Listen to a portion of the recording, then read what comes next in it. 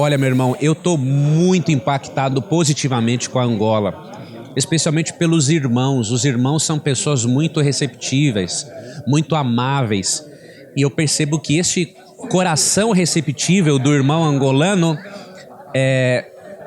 faz com que o nosso trabalho tenha mais frutos, né? Hoje, nós sabemos que depois do Brasil, o país que mais assiste à TV Novo Tempo é Angola. E o carinho que está a receber aqui, valeu a pena o sacrifício da viagem para aqui? Ah, valeu muito a pena. Olha, só por ter conhecido irmãos tão preciosos, tão valorosos, tão simpáticos e amáveis, né? Já valeria a pena. Então, eu tenho certeza que a nossa equipe, em outra oportunidade, vamos estar aqui de novo, né? Para fazer mais trabalhos evangelísticos com esse pessoal que tanto precisa e que nos recebeu tão bem aqui. Desde terça-feira que está cá, o que é que mais lhe chamou a atenção? O que mais me chamou a atenção, meu irmão, foi o envolvimento dos irmãos nas programações. Nós percebemos que, tendo uma programação, os irmãos apoiam, vão assistir, os irmãos não têm preguiça. Então, isso me chamou muito a atenção. É um exemplo que muitas igrejas ao redor do mundo deveriam de imitar, não é?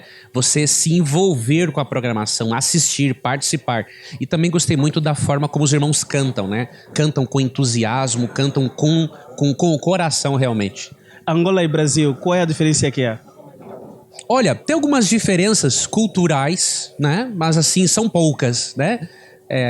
Brasil e Angola têm muitas semelhanças porque temos vários descendentes brasileiros que saíram da África, né? Então o Brasil ele é uma mescla, né? O Brasil tem africanos, tem descendência europeia, então é uma mistura. Então nós não estranhamos a cultura porque em algumas províncias do Brasil, né, existe uma migração muito grande de irmãos africanos, então nós conhecemos a cultura. Olha, recentemente a Novo Tempo teve cá para gravar o Bíblia Fácil. O que é que achou desse projeto e qual é o próximo projeto que está assim na carteira da Novo Tempo? Olha, o que aconteceu foi o seguinte, teve uma sugestão quando nós estivemos, nesse momento que estamos aqui, alguns sugeriram que mais algum programa ou outro da Novo Tempo viesse fazer uma temporada também, né? Então, estamos pensando, quem sabe, não sei, daqui 1 ano ou 2, vamos ter que ver ainda isso. Quem sabe um dia a gente também gravar um Namira aqui, né? Fazer uma temporada de um Namira da verdade aqui para os irmãos. E eu fiz alguns Namiras agora na igreja de Viana, onde eu estive, foi muito legal, foi muito interessante. Já que tocou no assunto do Namira, agora vamos entrar no Namira aqui no Agora Play. Pastor, o nosso público fez algumas questões lá na página e a primeira pergunta é: o professor Leandro Quadro é pastor ou é só professor? Boa pergunta. Veja, eu não sou um pastor ordenado. A minha formação, eu sou formado em jornalismo e tenho uma formação também em jornalismo científico e depois eu fiz o meu mestrado em teologia. A igreja no Brasil me vê como um aspirante ao ministério, né? Mas eu não sou pastor. Eu costumo brincar, né? Quando me perguntam, você é pastor? Eu brinco assim, não, eu só sou um pastor genérico, né? Eu não sou ordenado ao ministério, mas graças a Deus, Deus me deu o dom de ensinar a Bíblia. Então, sendo pastor ou não tem, o que importa é você usar o dom que Deus te deu e ensinar a Bíblia para as pessoas. Então, eu sou muito feliz por isso. Falando de dom, qual é o segredo para ter toda esta bagagem que o professor tem? 2 principais, meu irmão. O primeiro foi uma oração que eu fiz ao Espírito Santo, né? Quando eu me tornei um cristão adventista, eu orei a Deus. No momento que eu estava dando estudos bíblicos, eu falei assim, eu queria que o Senhor me ajudasse a lembrar de alguns textos da Bíblia. E depois que eu fiz essa oração, eu percebi que Deus realmente abriu a minha mente.